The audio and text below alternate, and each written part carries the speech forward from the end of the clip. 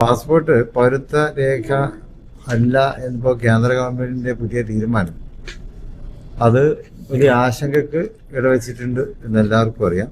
നമ്മൾ കേട്ടത് പാസ്പോർട്ട് പൗരത്വ രേഖയല്ല. അതിന്റെ ആകാംക്ഷ പങ്കിട്ടത് സംസ്ഥാന ഭരണ സാരഥ്യത്തിലെ ഏറ്റവും പ്രധാന കക്ഷിയുടെ നേതാവായിരിക്കുന്ന പാണക്കാട് തങ്ങളാണ്. അപ്പോൾ സംസ്ഥാനവുമായിട്ട് ബന്ധപ്പെട്ട വിഷയമല്ല പാസ്പോർട്ടും പൗരത്വവുമായി ബന്ധപ്പെട്ടത് കേന്ദ്രത്തിന്റെ സമീപനമാണ്, അല്ലെങ്കിൽ കേന്ദ്രത്തിന്റെ നിലപാടാണ് എന്നുള്ള കാര്യം നമുക്കറിയാവുന്നതാണ്. അപ്പോ ഇങ്ങനെ വരുന്ന സമയത്ത് ഭാവിയിലെ വിഷയവുമായിട്ട് ബന്ധപ്പെട്ട് എന്തൊക്കെ പ്രത്യാഘാതങ്ങളാണ് ഉണ്ടാവുക എന്ന് ഒരിക്കലും പറയാൻ വേണ്ടി പറ്റില്ല.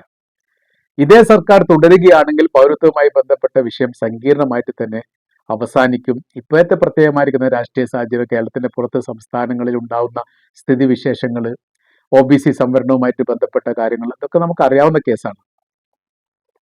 അപ്പൊ ഈ പാസ്പോർട്ട് അടിസ്ഥാനമായിരിക്കുന്ന പൗരത്വ രേഖയായിട്ട് തന്നെയാണ് ലോകാടിസ്ഥാനത്തിലുള്ള രാജ്യങ്ങൾ കാണുന്നത്, മനസ്സിലാക്കുന്നത്. കാര്യം എന്ന് പറഞ്ഞാൽ പാസ്പോർട്ട് നമുക്ക് വെറുതെ കിട്ടുന്നതല്ലല്ലോ. വളരെ കൃത്യമായിരിക്കുന്ന രേഖകൾ നൽകിയതിന് ശേഷം അതുമായി ബന്ധപ്പെട്ട് പിന്നീട് പോലീസ് വെരിഫിക്കേഷൻ നടത്തുന്നു, അത് ബോധ്യപ്പെടുന്നു, എന്തോ പരാതിയോ കാര്യങ്ങളോ ഉണ്ടെങ്കിൽ അത് പാസ്പോർട്ട് നൽകുന്നത് തടയുന്നു. കേസ് സംബന്ധമായിരിക്കുന്ന ക്രിമിനൽ പശ്ചാത്തലമുള്ള കേസ് ഉണ്ടെങ്കിൽ പാസ്പോർട്ട് കിട്ടാതിരിക്കുന്നു. അത് റിന്യൂവൽ ചെയ്യുന്ന സമയത്തും അത് ബാധകമാണ്. വളരെ കൃത്യതയോടുകൂടി സൂക്ഷ്മ നിരീക്ഷണ പരിശോധന നടത്തിയതിനു ശേഷം നൽകുന്ന ഒരൊറ്റ ഐഡന്റിറ്റി കാർഡ് മാത്രമേ ഉള്ളൂ, അത് പാസ്പോർട്ടാണ്. ആധാർ കാർഡ് നമ്മൾ അപേക്ഷിച്ചാൽ മതി. നമ്മൾ ജനന സർട്ടിഫിക്കറ്റ് തെറ്റിച്ച് പറഞ്ഞാലും തെറ്റാതെ പറഞ്ഞാലും ഏതാണോ പറയുന്നത് അതിൽ വരും. ചിലപ്പോൾ തെറ്റായിരിക്കുന്ന ഈ ഈ ഡേറ്റ് ഓഫ് ബർത്ത് ഒക്കെ വരുന്നതൊക്കെ നമ്മൾ കാണാറുണ്ട്. പേര് തെറ്റുന്നുണ്ട്, പിതാവിന്റെ പേര് തെറ്റുണ്ട്, പല തരത്തിലുള്ള വിഷയ കാര്യങ്ങളെല്ലാം ആധാർ കാർഡുമായിട്ട് ബന്ധപ്പെട്ട് നമ്മൾ അനുഭവിക്കുന്നത്. അഡ്രസ്സൊക്കെ മാറിയത് ഒരുപാടുണ്ട്, പഞ്ചായത്ത് മാറിയത് ഒരുപാടുണ്ട്, ജില്ല മാറിയത് ഒരുപാടുണ്ട്. ഇംഗ്ലീഷിൽ നിന്ന് മലയാളത്തിലേക്കും മലയാളത്തിൽ നിന്ന് ഇംഗ്ലീഷിലേക്കും ട്രാൻസ്ലേഷൻ ചെയ്യുന്ന സമയത്ത് ആ വാക്കർത്ഥവുമായിട്ട് ബന്ധപ്പെട്ട കുറെ വിഷയങ്ങൾ പല ഘട്ടത്തിലും ഉണ്ടായിട്ടുണ്ട്. ഇതൊക്കെ നമുക്ക് അറിയാവുന്ന കാര്യമാണ്. അപ്പോ പാസ്പോർട്ട് അങ്ങനെ കിട്ടുമോ? ഇല്ല. അത് പ്രത്യേകമായിരിക്കുന്ന അപേക്ഷ കൊടുക്കണം, അപേക്ഷ കൃത്യമായിരിക്കും രേഖ ഹാജരാക്കണം, വ്യക്തി നേരിട്ട് ഹാജരാവണം, വ്യക്തിയുടെ ഫോട്ടോ നേരിട്ട് എടുക്കണം, പോലീസ് എൻക്വയറി നടത്തണം. നമ്മൾ പറഞ്ഞു ഇത്രയും കാര്യങ്ങൾ. അത് ഒരു രാജ്യത്തിന്റെ പൗരത്വ രേഖ തന്നെയാണ്. പക്ഷെ കേന്ദ്ര സർക്കാർ ഇപ്പോൾ പറയുന്നു പൗരത്വ രേഖയായിട്ട് പാസ്പോർട്ട് കാണുന്നില്ല എന്നുള്ളത്. അപ്പൊ അത് ഒരു വിഷയം തന്നെയാണ്. അപ്പൊ പിന്നെ ഏതാണ് രണ്ടാമത്തെ ഈ പൗരത്വ രേഖയായിട്ട് തെളിയിക്കുന്ന രേഖകൾ ഏതാണ്? പൗരത്വമായി തെളിയിക്കുന്നത് ആധാർ കാർഡാണോ? ആധാർ കാർഡ് അല്ല. ആധാർ കാർഡ് നമ്മളിപ്പോ പറഞ്ഞിട്ടുണ്ട്, അതൊരു കൃത്യത പൂർണ്ണമായിരിക്കും ഒരു കൃത്യത ഉണ്ട് എന്ന് പറയാൻ വേണ്ടി പറ്റില്ല. നമ്പർ മാത്രം കൃത്യത ആയിരിക്കും. രാജ്യത്തിലെ ഒരു പൗരന് ആ ഒരു നമ്പർ മാത്രമേ ഉള്ളൂ, രണ്ടാമത്തെ ഒരു നമ്പർ ഉണ്ടാവില്ല. പക്ഷെ അഡ്രസ്സിൽ മാറ്റങ്ങൾ ഉണ്ടാവാം, പിതാവിന്റെ പേര് തെറ്റാം, പല രീതിയിലുള്ള. അത് പോലീസ് എൻക്വയറി കാര്യങ്ങളൊന്നും ഇല്ലല്ലോ. അപ്പൊ അത് പൗരത്വ രേഖ അല്ല എന്ന് ഇതിന് മുൻപ് തന്നെ പറഞ്ഞിട്ടുണ്ട്. ഇലക്ഷൻ കമ്മീഷനുമായിട്ട് ബന്ധപ്പെട്ട വിഷയങ്ങളും സുപ്രീം കോടതി വരെ എത്തിയതാണ് ആധാർ കാർഡ് പൗരത്വ രേഖ അല്ല എന്ന് പറഞ്ഞതുമായി ബന്ധപ്പെട്ട്. പിന്നെ അടുത്തത് രേഖ എന്ന് പറയുന്ന സമയത്ത് ഒന്നുകിൽ SLC ബുക്ക്, അതല്ലെങ്കിൽ ലൈസൻസ്, അല്ലെങ്കിൽ ബാങ്ക് പാസ്ബുക്ക്, ആ രീതിയിലേക്ക് കാര്യങ്ങൾ പോകും. അപ്പൊ അതിലും ചില വ്യത്യാസ കാര്യങ്ങളൊക്കെ ഉണ്ടാവാം. മാത്രമല്ല എല്ലാവരും താമസ സ്ഥലം ഒരേ താമസ സ്ഥലത്ത് ആയിക്കൊള്ളണമെന്നില്ല, അങ്ങോട്ടും ഇങ്ങോട്ടും മാറാം. അങ്ങനെ കുറെ വിഷയങ്ങളൊക്കെ അതുമായിട്ട് ബന്ധപ്പെട്ട് ഉണ്ടാവും എന്ന് ചുരുക്കം. പിന്നീട് മർമ്മപ്രധാനമായ രീതിയിൽ ഇത്തരം ഷോർട്ട് ലിസ്റ്റ് ആയിട്ട് വരുന്നത് അവസാനം വോട്ടർ പട്ടികയിൽ പേരുണ്ടോ എന്നുള്ള പരിശോധനയിലേക്ക് കാര്യങ്ങൾ എത്തും. അതൊരു വലിയ വിഷയമാണ്. അപ്പൊ കഴിഞ്ഞ പ്രാവശ്യം ഈ വോട്ടർ ലിസ്റ്റിൽ പേര് ചേർക്കുന്നതുമായിട്ട് ബന്ധപ്പെട്ട് സങ്കീർണമായിരിക്കുന്ന കുറെ വിഷയം ഉണ്ടായി. ഏറ്റവും കൂടുതൽ അനുഭവിച്ചത് പ്രവാസികളാണ്. പ്രവാസികൾ പറയുന്ന സമയത്ത് 1,27,00,000 പ്രവാസികൾ എങ്കിലും, അത് സംഖ്യ കൂടാട്ട് ചെയ്യുക, അത്രയും ആളുകളെങ്കിലും 201 രാജ്യങ്ങളിൽ, ലോകത്തിലെ വ്യത്യസ്തമായിരിക്കുന്ന 201 രാജ്യങ്ങളിൽ ജോലി ചെയ്യുകയോ താമസിക്കുകയോ ചെയ്യുന്നുണ്ട് എന്നതാണ് ഏകദേശ അനുമാനം. അപ്പൊ അങ്ങനെ ആവുന്ന സമയത്ത് അവര് അത്രയും ആളുകൾ, ഈ പറയപ്പെട്ട അത്രയും ആളുകൾ കഴിഞ്ഞ പ്രാവശ്യം വോട്ടർ ലിസ്റ്റിൽ പേര് ചേർത്തിട്ടില്ല എന്നുള്ളത് കൃത്യമാണ്. എല്ലാവർക്കും ചേർത്താൻ വേണ്ടി സാധിച്ചിട്ട് കുറെ വിഷയങ്ങളുണ്ട്. അപ്പോൾ വോട്ടർ ലിസ്റ്റിൽ പേരില്ല. വോട്ടർ ലിസ്റ്റിൽ പേരില്ലെങ്കിൽ അത് സംഖ്യ. പഞ്ചായത്ത് ഇലക്ഷനിലെ വോട്ടർ ലിസ്റ്റിലല്ല വേണ്ടത്, ഒന്നുകിൽ നിയമസഭ അല്ലെ ലോക്സഭ. അതാണ് കേന്ദ്ര ഇലക്ഷൻ കമ്മീഷൻ ഡയറക്റ്റ് ത്രൂ നടത്തുന്നത്. മറ്റൊക്കെ സ്റ്റേറ്റ് കമ്മീഷനാണ് നടത്തുന്നത്. അപ്പൊ അങ്ങനെ ആ സമയത്ത് അതിൽ പേര് വേണം. അതിൽ പേരില്ലാതിരിക്കുന്ന സമയത്ത് ഈ പാസ്പോർട്ട് വിഷയമാണ്. അപ്പൊ ഈ പാസ്പോർട്ടിന് മറ്റൊരു പശ്ചാത്തലം കൂടി ഉണ്ട്, അതുകൊണ്ട് നമ്മൾ മനസ്സിലാക്കണം. പാസ്പോർട്ട് നമ്മുടെ കയ്യിൽ ഉണ്ടെങ്കിൽ പോലും അത് റിന്യൂവൽ ചെയ്യുന്ന സമയത്ത് വാലിഡിറ്റി ഉള്ള പാസ്പോർട്ടിന് മാത്രമേ അംഗീകാരം ഉണ്ടാവൂ. അംഗീകാരം കൊടുക്കുകയാണെങ്കിൽ തന്നെ. അപ്പൊ എക്സ്പയർ ആയി നമ്മൾ ചുമ്മാ വീട്ടിൽ വെച്ച് കഴിഞ്ഞിട്ടാണെങ്കിൽ എക്സ്പയർ ആയിരിക്കുന്ന പാസ്പോർട്ട് ഏതെങ്കിലും രേഖയായിട്ട് ബന്ധപ്പെട്ട് ഹാജരാക്കേണ്ട സ്ഥിതി വന്നാൽ അംഗീകരിച്ചോളണമെന്നില്ല. നേരെ മറിച്ച് നമ്മുടെ ആധാർ കാർഡ് അത് റിന്യൂവൽ ഇല്ല, അത് കണ്ടിന്യൂ ആണ്, ലൈഫാണ്. അങ്ങനെ ഒരു ഗുണം ഈ ഐഡന്റിറ്റി കാർഡിനും ഉണ്ട്, ആധാർ കാർഡിനും ഉണ്ട്. SLC ബുക്കിനുണ്ട്. SLC ബുക്ക് ലൈഫാണ്, സർട്ടിഫിക്കറ്റ് എല്ലാം ലൈഫായിട്ടാണ് നിൽക്കുന്നത്. ബാക്കി എല്ലാത്തിനും അതിന്റെ എക്സ്പയറുമായിട്ട് ബന്ധപ്പെട്ട വിഷയത്തിലേക്ക് നിൽക്കും. എന്താണ് പൗരത്വം? പൗരത്വമായിട്ട് ബന്ധപ്പെട്ട് ഇത്ര സങ്കീർണമായിരിക്കുന്ന വിഷയം ഉണ്ടാവേണ്ട കാരണം എന്താണ്? ഇത് വലിയ രീതിയിൽ ചർച്ച ചെയ്യപ്പെടുന്നു. അതിൻ്റെയൊക്കെ കാര്യങ്ങൾ എന്താണ് എന്നതാണ് നമ്മൾ ഇന്നത്തെ വീഡിയോയിൽ ചർച്ച ചെയ്യുന്നത്.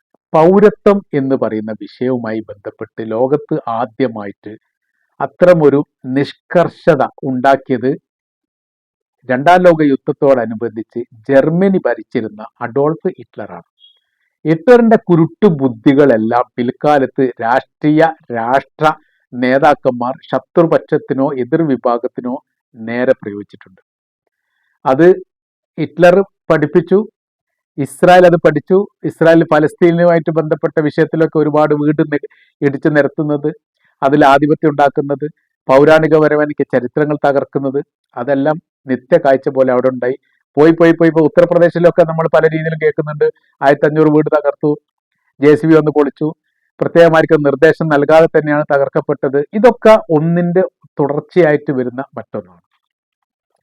എന്താണ് ഹിറ്റ്ലർ ജർമ്മനിയിൽ നടപ്പിലാക്കിയത് എന്ന് നമുക്ക് പരിശോധിക്കാം. അപ്പൊ നമുക്ക് ഏറെക്കുറെ അതിന്റെ യാഥാർത്ഥ്യം അല്ലെങ്കിൽ അതിന്റെ പിന്നാമ്പുറമുള്ള സംഭവത്തെക്കുറിച്ച് ഊഹിക്കാവുന്നതേ ഉള്ളൂ.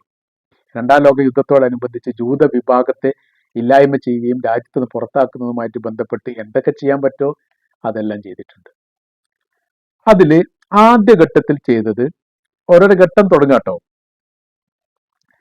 ഗവൺമെന്റ് തലത്തിൽ നിന്ന് ലഭ്യമാകുന്ന സഹായങ്ങൾ നിർത്തിവെപ്പിച്ചു. ഈ ജൂത വിഭാഗവുമായിട്ട് ബന്ധപ്പെട്ട് വംശീയമായിരിക്കുന്ന ഒരു ഉന്മൂലനത്തിന്റെ ആരംഭം കുറിക്കപ്പെട്ടത് അങ്ങനെയാണ്. ഒതുക്കുന്നതിന്റെ ആരംഭം.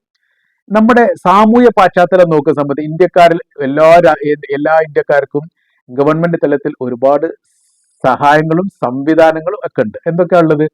റേഷൻ ഷാപ്പിൽ അരി കിട്ടുന്നുണ്ട്, അത് നമ്മുടെ എല്ലാ പൗരന്മാർക്കും തത്തുല്യമായ രീതി കിട്ടുന്നതാണ്. 10ാം ക്ലാസ് വരെ, ഇപ്പൊ +2 വരെ വിദ്യാഭ്യാസം സൗജന്യമാണ്, ഫീസ് കൊടുത്തല്ല ഗവൺമെന്റ് സ്ഥാപനത്തിൽ പഠിക്കുന്നത്. പിന്നെ നമ്മുടെ ഈ ട്രെയിനിലാണെങ്കിലും ബസ്സിനാണെങ്കിലും ഈ യാത്ര സംബന്ധമായ രീതിയിൽ ഇളവുകളുണ്ട്. കുട്ടികൾക്ക് നമുക്കറിയാലോ, കുട്ടികൾക്ക് ഇളവുണ്ട്, പ്രായം മുതിർന്ന ആൾക്കാർക്ക് ഇളവുണ്ട്. ഇപ്പൊ കേരളത്തിൽ നോക്കുന്ന സമയത്ത് സ്ത്രീകൾക്ക് ഇളവാണ്, സർക്കാരിന് ആനുകൂല്യമാണ്. പിന്നെ അപ്പോൾ ഈ ആരോഗ്യ രംഗത്ത് ആശുപത്രി, മെഡിക്കൽ കോളേജ് നമ്മൾ ചികിത്സ കംപ്ലീറ്റ് ഫ്രീയാണ്. വലിയ ഓപ്പറേഷൻ നടത്തിയാലും ചികിത്സ ഒന്നുമില്ല. അതേപോലെ തന്നെ ഈ മെഡിക്കൽ ഷോപ്പിൽ, ഗവൺമെന്റ് മെഡിക്കൽ ഷോപ്പിൽ മരുന്നുകൾ ഫ്രീയാണ്. ഇപ്പോൾ പ്രധാനമന്ത്രിയുടെ ഒരു പ്രത്യേകമായിരിക്കുന്ന മെഡിക്കൽ ഷോപ്പുകൾ ഉണ്ടല്ലോ. അപ്പോൾ ഈ മെഡിക്കൽ ഷോപ്പിൽ നിന്ന് ഏകദേശം 75-80% മരുന്നുകൾ ഫ്രീ കിട്ടുന്നു. അത് സർക്കാരിന്റെ ഒരു സബ്സിഡിയുടെ ഭാഗമാണ്. പിന്നീട് പഠിക്കുന്ന കുട്ടികൾക്ക് ഈ പ്രത്യേകമായിരിക്കുന്ന പെൺകുട്ടികളാണെങ്കിലും ആൺകുട്ടികളാണെങ്കിലും അവർക്ക് പ്രത്യേകമായിരിക്കുന്ന പണം കിട്ടുന്ന രീതിയിലുള്ള സംവിധാനമുണ്ട്. അങ്ങനെ തോന്നുന്ന അങ്ങനെയുള്ള പല തരത്തിലും പല മേഖലയിലും പൗരന്മാർക്ക് ലഭ്യമാകുന്ന സഹായ കാര്യങ്ങൾ എല്ലാ രാജ്യങ്ങളിലും നിലനിൽക്കുന്നതാണ്. അപ്പൊ ഇസ്രായേലിന് ഈ ജൂത വിഭാഗത്തോടുള്ള വിരോധം കാരണം ഹിറ്റ്ലർ എന്ത് ചെയ്തു? അതെല്ലാം എടുക്കപ്പെട്ടു. ഘട്ടം ഘട്ടമായിട്ടാണ്, ഒരുമിച്ചല്ല എന്ന് മാത്രം. പിന്നീട് രണ്ടാമത് വന്നത് ഭൂമി വാങ്ങാൻ പാടില്ല എന്നുള്ള ഒരു നിയമം കൊണ്ടുവന്നു. അത് ജൂത വിഭാഗത്തിന് ജർമ്മനിയിൽ നിന്ന് മറ്റു പൗരന്മാരിൽ നിന്ന് ഭൂമി വാങ്ങാൻ പാടില്ല. ഭൂമി വാങ്ങാൻ പാടില്ല എന്ന് പറയുന്ന സമയത്ത് നമുക്കൊക്കെ അങ്ങോട്ടും ഇങ്ങോട്ടൊക്കെ ഭൂമി വാങ്ങാൻ വിൽക്കാൻ നടത്താൻ കുഴപ്പമൊന്നുമില്ലല്ലോ. ഇല്ല, അവിടെ ഭൂമി വാങ്ങാൻ പറ്റില്ല. പിന്നീട് എന്തായി? ഭൂമി വിൽക്കാനും പറ്റില്ല എന്നായി. ഒതുങ്ങാട്ടോ, ആ വിഭാഗം ഇങ്ങനെ ഒതുക്കി കൊണ്ടുവരിക. ഭൂമി വാങ്ങാൻ പറ്റില്ല, ഭൂമി വിൽക്കാനും പറ്റില്ല. അടുത്തത് പൊതുവിദ്യാഭ്യാസ മേഖല. പൊതുവിദ്യാഭ്യാസത്തിൽ നിന്ന് ആ സ്കൂളിലേക്ക് പഠിക്കുന്ന വിദ്യാർത്ഥികളെ കൂട്ടത്തിൽ പഠിക്കാനുള്ള അനുമതി നിഷേധിക്കപ്പെട്ടു. അതായത് സർക്കാർ വിദ്യാലയത്തിൽ എന്ത് ചെയ്യാം, അവർക്ക് പഠിക്കാൻ പറ്റില്ല. പ്രൈവറ്റ് ആയിട്ട് പഠിച്ചോട്ടെ, അപ്പൊ പണം ഇല്ലെങ്കിൽ പഠിക്കേണ്ട, അത്രേ ഉള്ളൂ. ഗവൺമെന്റ് ജോലിയിൽ നിന്ന് ഒഴിവാക്കപ്പെട്ടു. അത് സൈനികരാണെങ്കിലും പോലീസ് ആണെങ്കിലും ഈ സർക്കാർ തലത്തിലുള്ള മറ്റു ഉദ്യോഗ തലത്തിലുള്ള എല്ലാ ഭാഗത്തിലും ഘട്ടം ഘട്ടമായിട്ട് ജൂതന്മാരെ ഒഴിവാക്കി. പിന്നീട് അവരുടെ വീടടക്കമുള്ള സംവിധാനങ്ങൾ സർക്കാർ ഏറ്റെടുത്തു. ഒരാൾക്കൊരു 10 സെന്റ് ഭൂമി ഉണ്ടെന്ന് കരുതാ, ഉണ്ടെങ്കിൽ അത് സർക്കാർ ഏറ്റെടുത്തു, അതിന് നിശ്ചിതമായിരിക്കുന്ന പണം കൊടുത്തു, അവരവിടുന്ന് ഇറങ്ങണം. പിന്നെ ചികിത്സ സർക്കാർ ആശുപത്രിയുമായിട്ട് ബന്ധപ്പെട്ട കാര്യങ്ങളൊക്കെ നിർത്തി. പിന്നെ എന്ത് ചെയ്തു? വീട് വിൽപ്പന നടത്തി കഴിഞ്ഞാൽ, അതായത് സർക്കാരിനെ ഏൽപ്പിച്ചു കഴിഞ്ഞാൽ, പിന്നീട് ആ പ്രദേശത്തു നിന്ന് അവർ ഇറങ്ങിയിട്ട് അവർക്ക് പ്രത്യേകമായിരിക്കുന്ന ഒരു പ്രദേശം നൽകും. 1-2 ഏക്കറുള്ള വിശാലമാക്കപ്പെട്ട ഒരു പ്രദേശം. ഈ പ്രദേശത്തേക്ക് എല്ലാവരോടും പോകാൻ വേണ്ടി പറയും. എന്നിട്ട് എന്താ ചെയ്യുക? അവിടെ ജീവിക്കണം. ഭൂപ്രദേശത്തിൽ നിന്ന് ഒരു വിഭാഗത്തിന് പുറത്തോട്ട് പോകാനോ പുറത്തുള്ള ഒരു വിഭാഗത്തിന് അകത്തേക്ക് വരാനോ പറ്റില്ല. ഏകദേശം കോൺസെൻട്രേഷൻ ജയിലിന് സമാനമായിരിക്കുന്ന സാഹചര്യങ്ങൾ സൃഷ്ടിക്കപ്പെടും. അപ്പൊ അവിടുന്ന് പുറത്തു പോകാൻ പറ്റില്ല എന്ന് പറയുന്ന സമയത്ത് അവർക്ക് ജോലിക്ക് പോകാൻ പറ്റുമോ? ഇല്ല. അപ്പൊ അതിന് ഭക്ഷണവുമായിട്ട് ബന്ധപ്പെട്ട കാര്യം ഗവൺമെന്റ് സൗജന്യമായിട്ട് നൽകും. അപ്പോൾ ഒരു പരിധി വരെ നൽകും. അല്ലെങ്കിൽ ജയിലിൽ കിടക്കുന്ന ആളുകൾക്ക് നമ്മളെല്ലാ സമയം ബിരിയാണി നെയ്ച്ചോറും വെച്ച് കൊടുക്കില്ല, നമുക്കറിയാലോ അവരുടെ ജീവിത രീതികളൊക്കെ. ഇങ്ങനെ സർവ്വ മേഖലയിലും ഒതുക്കി ജീവനില്ലാത്ത ജീവനുള്ള മനുഷ്യനായിട്ട് മാറി എന്നുള്ളതാണ്. അതാണ് ഈ പൗരത്വമായിട്ട് ബന്ധപ്പെട്ട വിഷയം വലിയ പ്രശ്നമാണ്, സങ്കീർണമായ പ്രശ്നമാണ്. അപ്പൊ പാണക്കാട് തങ്ങൾ ഈ വിഷയമായിട്ട് ബന്ധപ്പെട്ട് പറഞ്ഞത് ഇത്തരം ചരിത്രപരമായിരിക്കുന്ന കാര്യങ്ങളൊക്കെ മനസ്സിലാക്കിയിട്ടാവാൻ സാധ്യത ഉണ്ട്. അതുകൊണ്ടായിരിക്കും അത്ര വൈകാരികപരമായി അദ്ദേഹം പ്രതികരിച്ചത് മനസ്സിലാക്കാൻ വേണ്ടി പറ്റുന്നത്. ഈ സംഭവങ്ങളൊക്കെ ഇന്ത്യയിൽ വരുമെന്നല്ല പറഞ്ഞതിന്റെ ഉദ്ദേശം. അങ്ങനെ വരാനുള്ള ഒരു സാധ്യതയില്ല. അത് മറ്റൊരു വശം, അത് അതിന്റെ മറ്റൊരു തലമാണ്. പക്ഷെ എന്താണ് പൗരത്വം എന്നുള്ളതും ഏത് രീതിയിലാണ് നീങ്ങേണ്ടത് എന്നുള്ളതും ലോകത്തിന് വ്യാഖ്യാനിച്ചു കൊടുത്തത് ജർമ്മനിയിലെ അഡോൾഫ് ഹിറ്റ്ലർ ആണ് എന്ന് ചുരുക്കം.